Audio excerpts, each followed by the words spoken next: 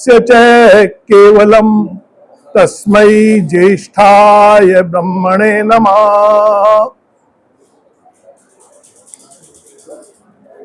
आदरणीय मातृशक्ति प्रिय बंधुओं, सर्वप्रथम मैं आज की यजमान श्रीमती सुनीता जी और श्री मुकेश जी को हार्दिक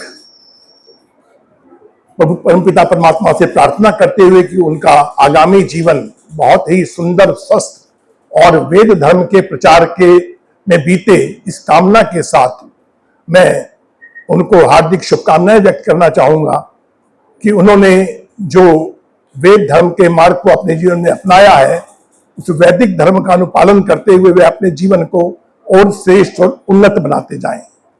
वास्तव में ये जो आप सेवानिवृत्ति होती है, ये सेवानिवृत्ति का अर्थ ये नहीं होता कि हमारे जीवन के कार्य समाप्त हो गए। वास्तव में ये तो आपका विस्तार है। वो सेवा आपकी सीमित थी अपने अर्थार्जन के लिए, अपने परिवार के लिए। इसके आगे जो आपका जीवन है वह क्या होगा?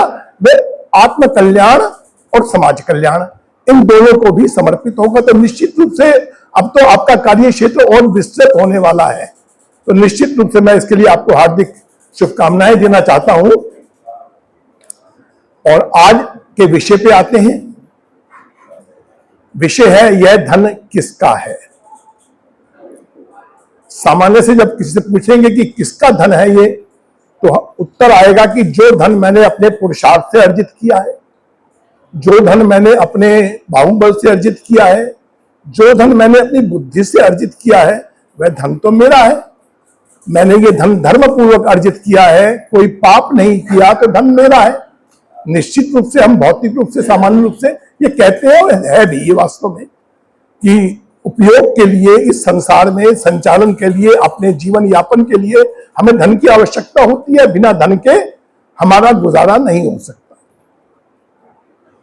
परंतु धन कहते किसे हैं? क्या जो मुद्रा विनिमय के लिए है, क्या मात्र यही धन है?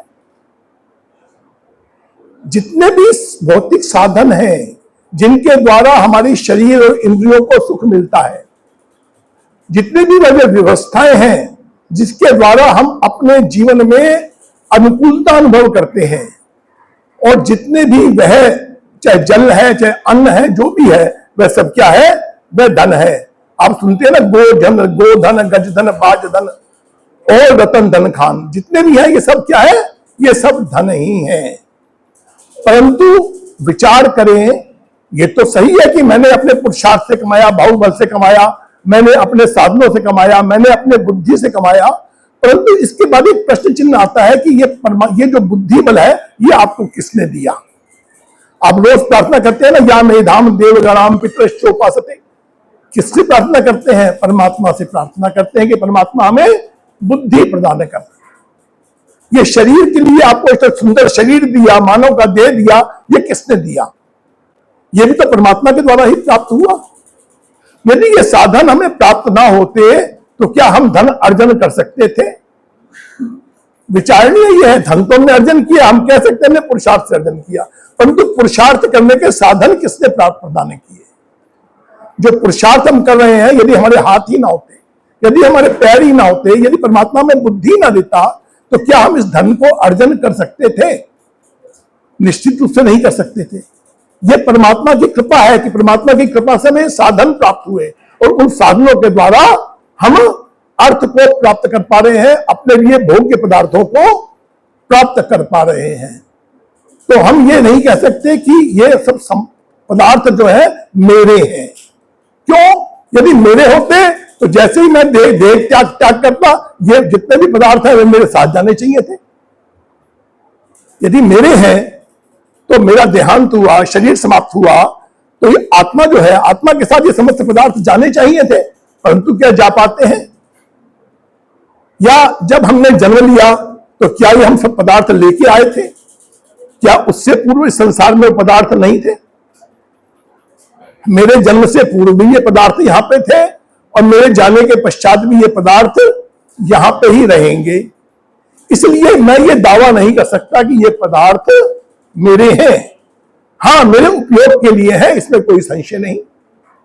इस संसार में आया हूं, परमात्मा ने जो व्यवस्थाएं बनाई है, परमात्मा ने जो मेरे कर्मों के आधार पर जो मुझे जीवन दिया है, उसमें मुझे भोग की वस्तुएं प्रदान की है, परंतु यह मेरी नहीं है। इसलिए प्रश्न आता है, ये हमारे यजुर्वेद के 40वें अध्याय के पहले मंत्र में, ईशोपनिषद के भी पहले मंत्र में, जो कि पूरा मंत्र है, आप सब जानते हैं, सबने कई बार सुना है, ईशावास्यम इदम सर्वम यत किंच जगत्याम जगत तेन त्यक्तेन भुंजी था मां गद्य कस्य शिवधनम। कस्य शिवधनम, ये अंतिम जो वाक्य है, कस्य शिवधनम, ये धन किसका है। पहला प्रश्न ये आता है, हम हमेशा हमारे होता है कि हम जो वेद मंत्र आरंभ करते हैं तो शुरू से आरंभ करते हैं, अब की थोड़ी विधा बदलते हैं, हम पीछे की तरफ चलेंगे। कस्य शिवधनम, यह धन किसका है। तो ये तो हम मान लिया कि ये धन मेरा नहीं हो सकता, पहले था और मेरे जाने के बाद भी रहेगा, इसलिए धन तो मेरा है नहीं, किसका है। तो वेद इससे पहले कहता है तेन त्यक्तेन, उसके द्वारा दिया गया है, परमात्मा के द्वारा, तेन त्यक्तेन, उसके द्वारा त्यागा गया है, धन मेरा नहीं है, तेन त्यक्तेन है, उस परमात्मा ने दिया है।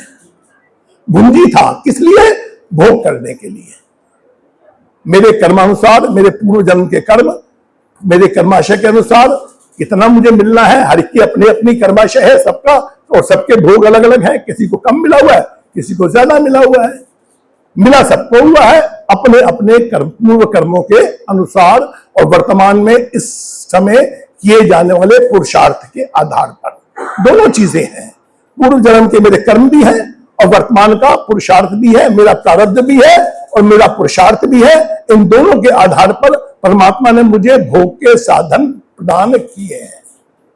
तो कहा गया तेन त्यक्तेन कस्य शिवधनम, ये धन किसका है। तो साथ में इसके दूसरा उत्तर भी आ सकता है, ये धन किसका हुआ है। क्या कभी किसी का ये धन हुआ है। आदमी लाख कहता रहे ये धन मेरा है, परंतु कभी धन कभी किसी का नहीं हुआ, ये धरती कभी किसी की नहीं हुई, ये मकान कभी किसी का नहीं हुआ, आया, उपयोग किया और चला गया। कहां तक अधिकार है, भोग तक अधिकार है।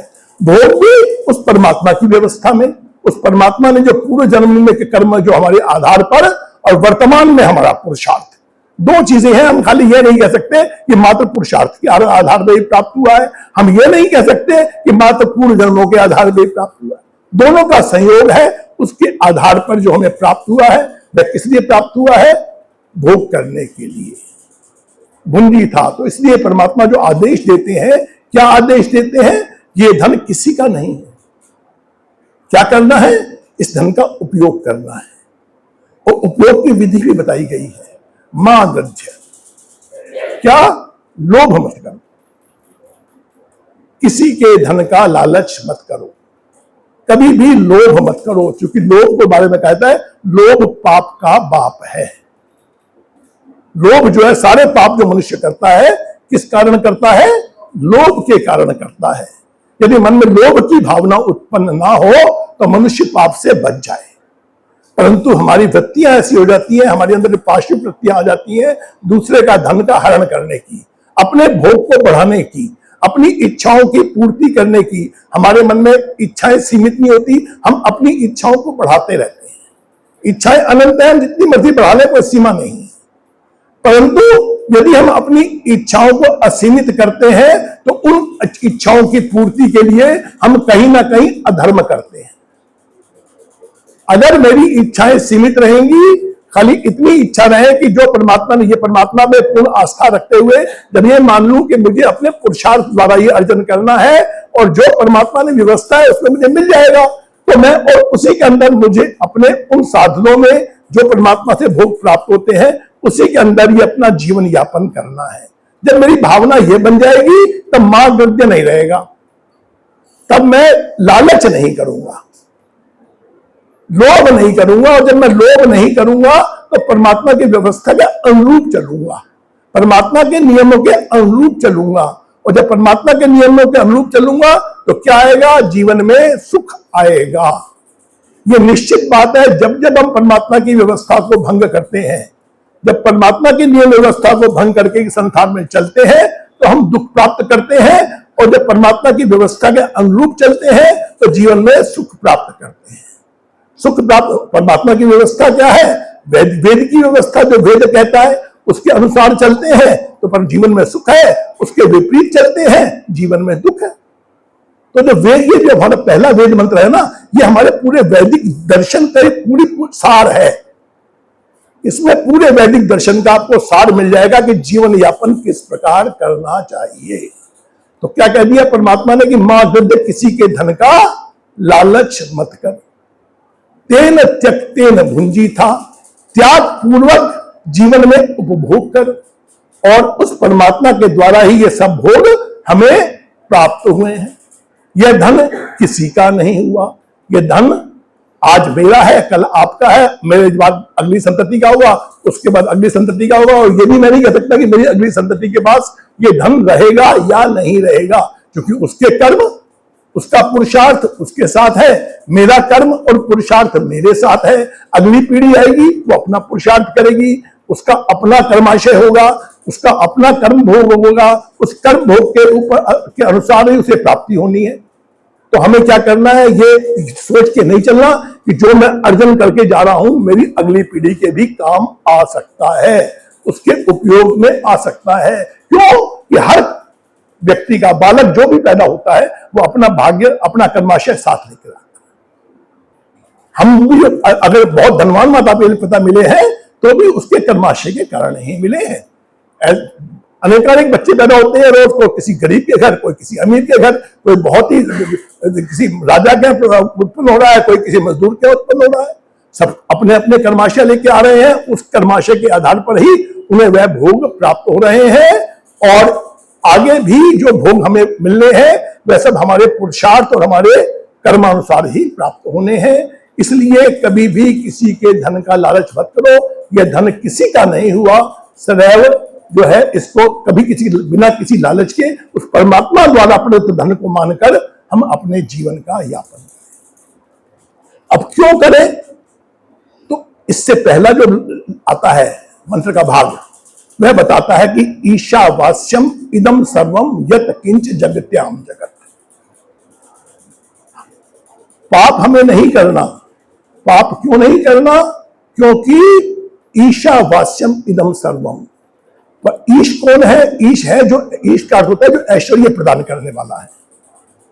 ईश्वर कहते ही उसे है जो समस्त ऐश्वर्यों को देने वाला है, जो हमें समस्त सुख प्रदान कर रहा है, जो जीवन में समस्त आनंद प्रदान कर रहा है, वह ईश है, जिसका समस्त इस समष्टि पर अधिकार है। उस परमात्मा का क्या है? ईशावास्यम, ईश का वास है, इदम सर्वम। दो चीजें इसमें सिद्धांत भी होता है कि देखिए, एक ईश है, परमात्मा है, यह सिद्धांत है, परमात्मा है। दूसरा कह दिया वास्यम इदम सर्वम, यह समस्त जो कुछ भी है इस ब्रह्मांड में, जो कुछ भी है उसमें क्या है? उस परमात्मा का वास है। वह परमात्मा सर्वव्यापक है। यह पहला सिद्धांत हमारा इससे निश्चित हो जाता है कि कोई स्थान ऐसा नहीं है जहां परमात्मा ना हो। परमात्मा कण कण में विद्यमान है। तो पहले कहते हैं ईशावास्यम इदम सर्वम, ये सब कुछ है परमात्मा से आच्छादित है। वह परमात्मा इसमें ओतप्रोत है। स ओतप्रोत विभू कहते हैं कि वह परमात्मा ओतप्रोत है और सब में व्यापक है। तो क्या कहा जाता है कि वह परमात्मा कण कण में विद्यमान है। तो ईशावास्यम इदम सर्वम यत किंच जगत्याम जगत। अब इसकी दूसरी बात आती है, यत किंच जगत्याम जगत। जगत क्या है? जगत बना किससे? प्रकृति से बना। जगत का निर्माण किसने किया? परमात्मा ने किया। तो तीसरी जो सत्ता है प्रकृति, जो जगत क्या है? निरंतर गतिमान है, स्थिर नहीं है। इसमें दो बातें उभरती हैं। एक तो आपको लगता है कि ये संसार चलायमान है, जितने भी ब्रह्मांड है ये सब जो है अपनी अपनी कक्षा में घूम रहा है, गतिमान है। ये चीज आपको बताई जाती है, गतिमान है ये समस्त ब्रह्मांड, स्थिर नहीं है, चलायमान है। नक्षत्र है, सूर्य है, चंद्र है, जितने नक्षत्र हैं, पृथ्वी है, सब लोग सब अपनी अपनी कक्षा में निश्चित गति से घूम रहे हैं। पहली बात तो ये तय होती है। दूसरी बात है गतिमान है, जगत है निरंतर चल रहा है, परिवर्तनशील है। जो आज है वह कल नहीं होगा, और जो कल था वो आज नहीं है। इस जगत निरंतर परिवर्तनशील है। इस जगत में निरंतर परिवर्तन होता जा रहता है, स्थायी नहीं है। कोई भी चीज इसमें स्थायी नहीं है। और जीवन में हमें भी गतिमान ही रहना है। जो त्याग की बात कहती है, वो क्या कहते हैं? त्याग करना है। आप जीवन में उन्नति करना चाहते हैं, आगे बढ़ना चाहते हैं, तो जब तक आप त्याग नहीं करेंगे तब तक जीवन में आगे नहीं बढ़ेंगे। एक छोटी छोटी सी बात है, मैं यहां से अगर दिल्ली जाना चाहता हूं तो मुझे गति करनी पड़ेगी। पैर चला, यदि मैंने यहां से बाहर भी जाना है तो दोनों पैरों को चलाना पड़ेगा।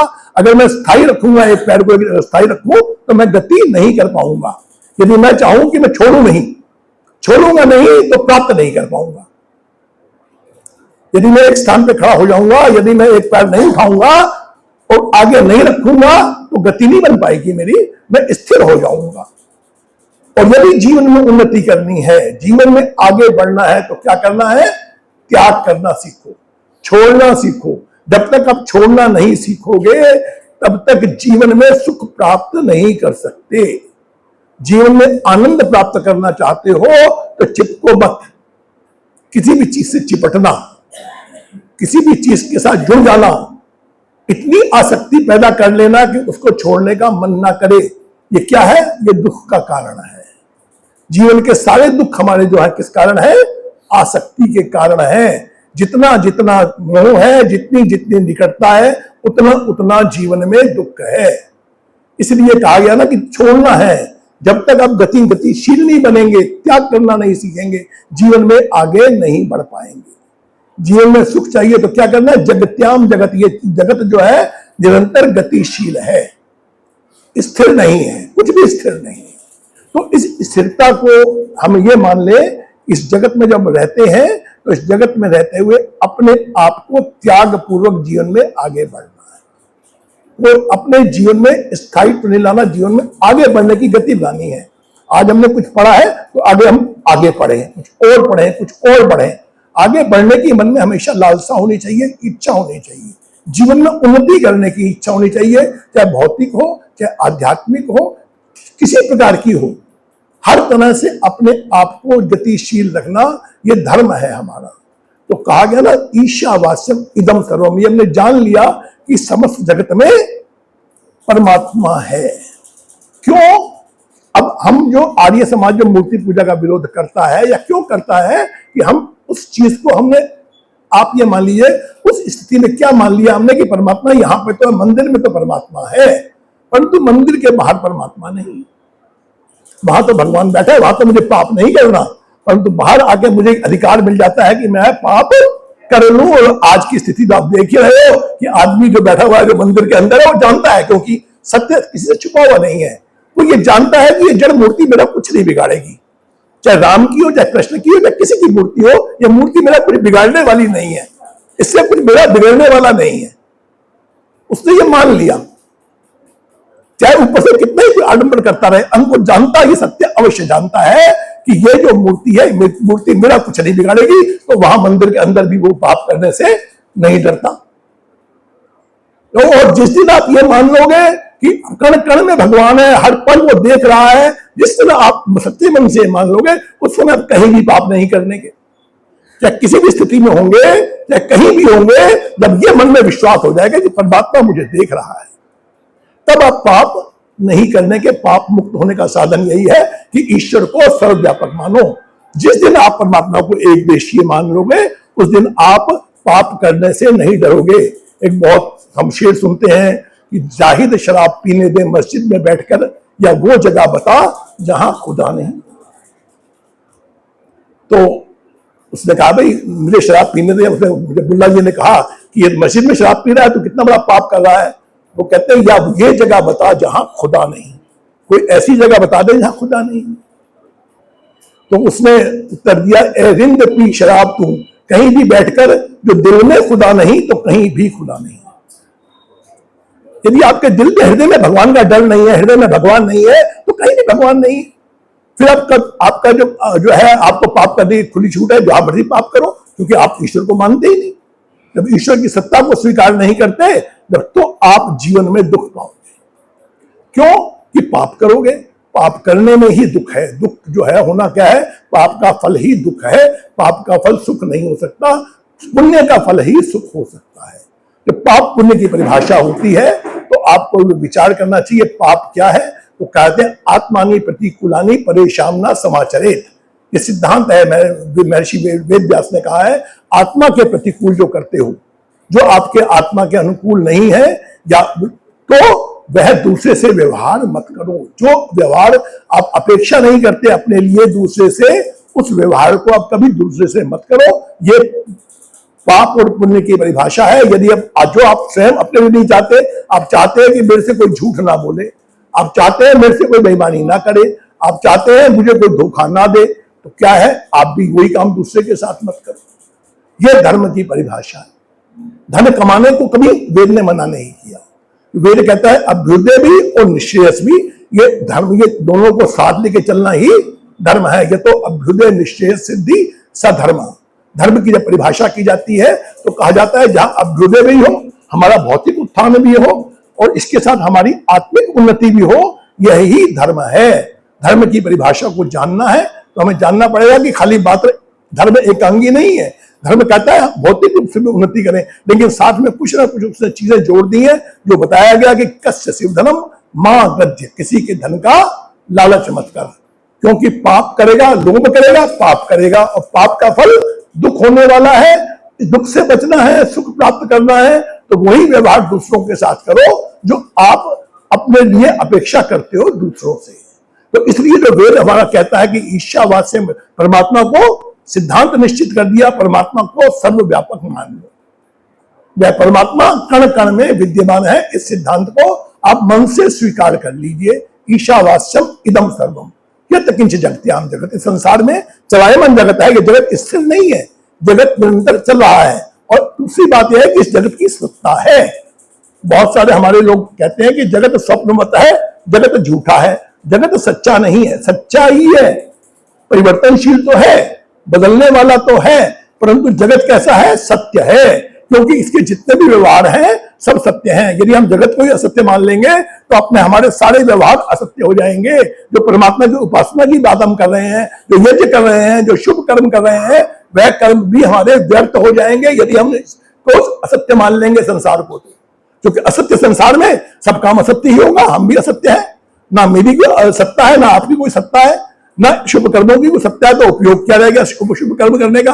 मैं पाप करूं, पुण्य करूं, उससे क्या अंतर पड़ता है? क्योंकि इसकी सत्ता तो है ही नहीं। परंतु ऐसा नहीं है, इस जगत की सत्ता है। ये जगत परिवर्तनशील तो है। जो वेद का सिद्धांत है, उस सिद्धांत को हमें जानना चाहिए, क्योंकि हम सिद्धांत जब नहीं जानते तो दूसरा आदमी जैसे बहकाता है हम बहक जाते हैं। अगर हम इस सिद्धांत के बारे में जानते होंगे तो हमारे में बहकावा नहीं आएगा, हम बहकेंगे नहीं। हमें यह जान लेना है कि यह संसार असत्य नहीं है, यह संसार सत्य ही है। सारे कार्य कर रहे हैं, इससे ही हम ये हमारा कर्माशय बन रहा है। कैसे बन रहा है? यदि हमारा यह संसार असत्य हो, सारे कर्म असत्य हो गए, तो हमारा कर्माशय कैसे बनेगा? हमारे कर्म फल की व्यवस्था कैसे होगी? ये विचारणीय चीजें, ये सैद्धांतिक चीजें हैं। ये जो वेद के मंत्र हैं, ये हमें प्रत्येक बात का स्पष्टता से प्रतिपादन करते हैं। क्यों? कि इन वेद मंत्रों के माध्यम से ही, वेद के बारे को जानकर ही, सत्य ज्ञान को प्राप्त करके ही हम अपने जीवन में उन्नति कर सकते हैं। असत्य ज्ञान, मिथ्या ज्ञान जो है वो दुख देने वाला है, और सत्य के द्वारा जीवन में उन्नति होती है। तो इसलिए हमें सत्य को जानने का प्रयास करना चाहिए, वेद ज्ञान को अपने अंदर धारण करने का प्रयास करना चाहिए। क्योंकि जो वेद मंत्र कहता है, उस वेद मंत्र के अनुसार जीवन, खाली मात्र एक ही वेद मंत्र ही आपके जीवन की दिशा को बदल सकता है। यदि आप सब बातें छोड़ दें, एक मंत्र को जीवन में आप अपने अंदर धारण कर लें कि यह जगत जो है चला है, परिवर्तनशील है, इस जगत में सब कुछ बदलता रहता है, परंतु मुझे अपने कर्तव्य कर्मों का सही प्रकार से पालन करना है, और किसी के धन का लालच ना करते हुए, सब कुछ उस परमात्मा का मानते हुए, उस परमात्मा की व्यवस्था को स्वीकार करते हुए मुझे अपने जीवन यापन करना है, अपने जीवन को भली प्रकार चलाना है। किसी के धन का लालच नहीं करना, कोई ऐसा पाप नहीं करना जिसके द्वारा दूसरे की हानि होती हो। क्यों? कि यह अधर्म है, दूसरे की हानि करना भी अधर्म है। पाप और पुण्य की परिभाषा को समझना है कि जो व्यवहार मैं अपने साथ चाहता हूं, वही व्यवहार मैं दूसरे के साथ करूं। यही ध्रुव सत्य है, और इस ध्रुव सत्य को जब पालन करेंगे तो जीवन में सुख हमारे जीवन में बढ़ता जाएगा और हमारे जीवन में स्वतः आनंद बढ़ता जाएगा। इन विचारों को सीमित समय में जो मैंने प्रयास किया आपको बताने को, आप विचार कीजिएगा, चिंतन कीजिएगा और अपने जीवन की दिशा निर्धारित कीजिएगा। ओम शांति शांति।